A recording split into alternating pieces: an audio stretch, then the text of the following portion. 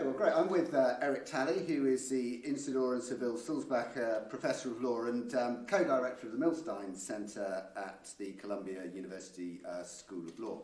So, Eric, climate change is clearly one of the kind of biggest issues that boards and investors are facing, and you've recently conducted an investor and director survey on climate risk management. Can you just briefly describe the survey and what you did? Yeah, sure, Tom. So you're exactly right. This is not just a European or American, it's a worldwide phenomenon, and I think everyone's trying to grope with how they deal with understanding not only a regulatory approach to climate, but also what are the attitudes of board members and executives and so forth. So the Milstein Center, which is based at Columbia and I'm a co-director of, teamed up with the LeaderX Exchange to conduct a survey of board members that took place right between 2020 and 2021 on their attitudes to a whole slew of questions about the importance of climate vulnerability, the importance of action by companies,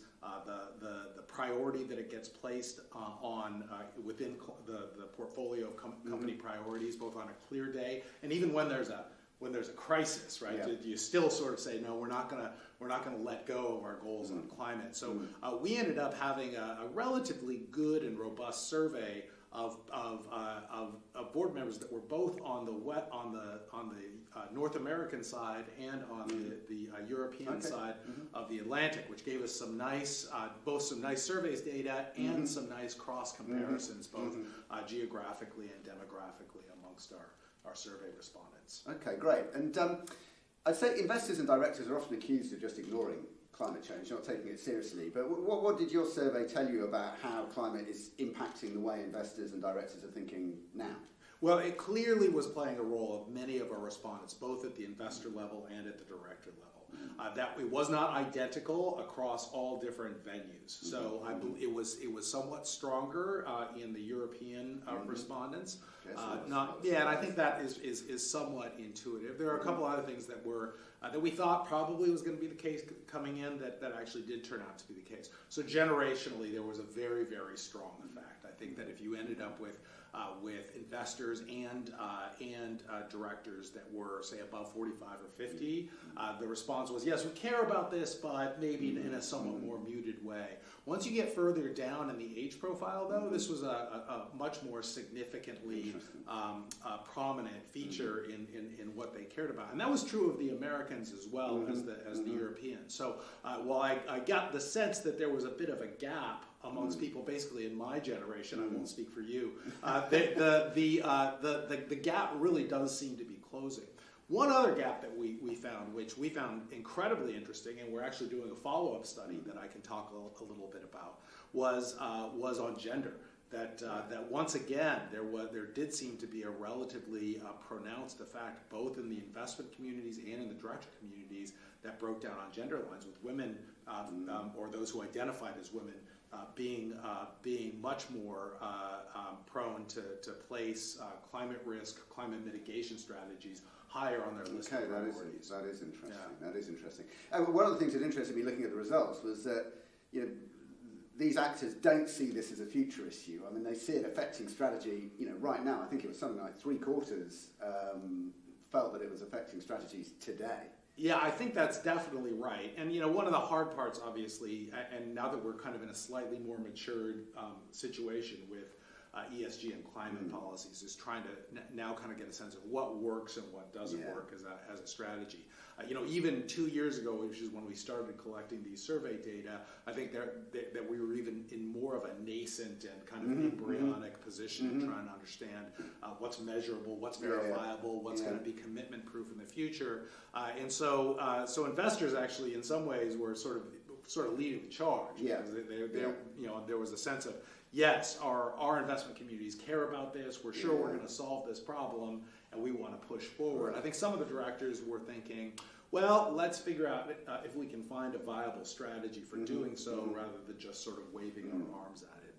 Now that I mentioned very briefly that we're doing a follow-up survey, and we very much wanted to do this, and we're about to publish that. We're just doing the data analytics on that now, so unfortunately I can't give you a sneak preview. Yeah. But we'll come back and speak again. We will. Yeah, you have to fly me back out here. But that follow-up survey is trying to ask many of the same questions, and then quite obviously plus a few more, because now we know more about regulatory rollouts of climate policies, and to try to get a sense of whether the attitude has become more jaded, more energetic, more targeted about the types of climate policies that work. I get the sense, just in a very, very preliminary assessment thus far of what we've seen, it's still quite a strong and robust commitment to these sorts of policies in ways that do not suggest to me sort of this kind of papering over, hand-waving, virtue signaling. So some of those sort of common accusations that sound like they're a little bit unfair. And in terms of why investors and directors are incorporating climate considerations into strategy, I mean, how did the responses balance across opportunities versus risks versus what other stakeholders want versus just kind of doing the right thing? Great, yeah. So there was a good chunk of it that was doing the right thing, and that is both. That was quite striking, actually. Yeah, that's both heartening and maybe possibly a little concerning if your earnings turn out to be bad 2 or 3 quarters in a row. Are you still as committed to doing the right thing? I think though there were a lot of our respondents who also said, look, I'm not convinced this is just doing the right thing.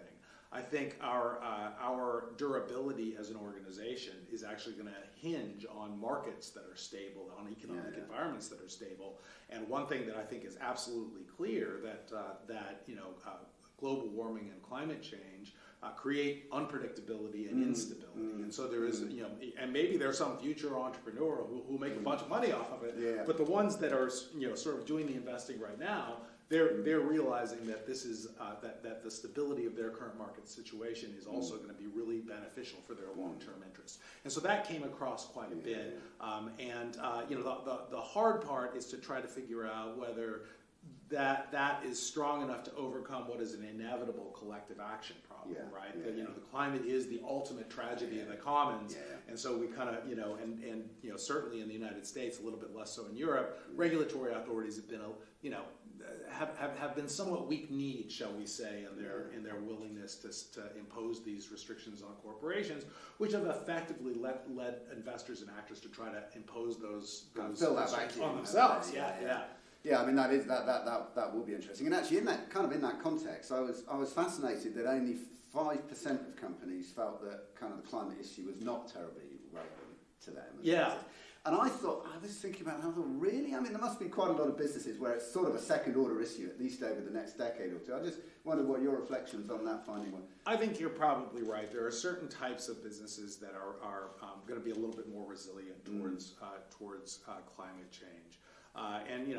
It's almost certainly the case that, some people, there might have been what people might call experimenter effects. I'm asking you a question how important this is to you. That must be that we're getting at.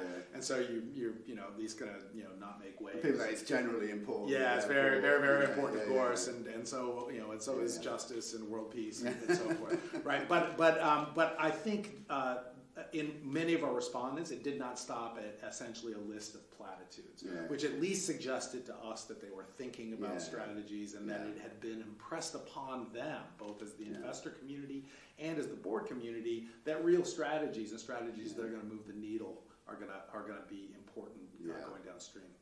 So you had another set of questions that looked at how responsibilities for climate change are being allocated within companies and how investors and companies are interacting on the issue. What were some of the headlines that you deduced from that? Well, it's sort of interesting. There we ended up collecting a lot of narrative data that didn't that was harder to summarize in our report. But I did think that there was something quite hopeful in the sense that investors were very much leading the charge, as far as I could tell, in terms of saying we really want this to be part of our corporate or our investment strategy. I mean, we've got pools of capital that are interested in it. We're interested in it, and we want to make sure that that is something that is driven home at our portfolio companies.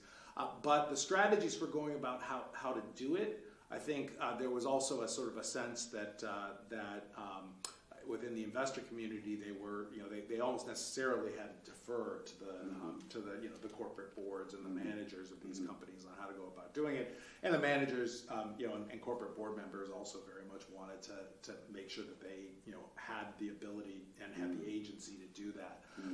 That's going to be a dialogue that is going to be continuing and is somewhat.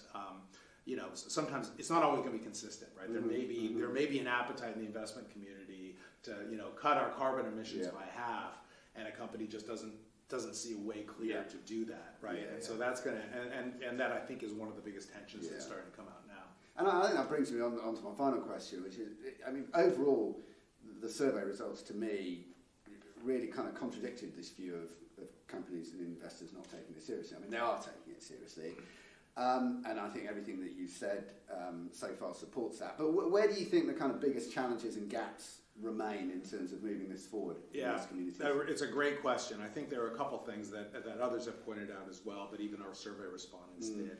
The measurability of a climate benchmark, right? The ability to verify whether, in fact, a company has put together a strategy that is not just some cottage industry checklist, but is actually something that is helpful. I think that's a big one. I think I don't get the sense thus far that this is an issue, but there is a potential concern about message fatigue. I might call it, right? That we've been turning the crank on on climate goals for quite some time. Can't we get on to something else, babies or puppies or something like that? And so there may be an element of that. I haven't picked that up yet, though, but it's a risk. But it's a risk. I think the thing that's also an attendant risk is, and it's also a possibility, is a lot of times there's a kind of an interesting dialogue between policy goals and sort of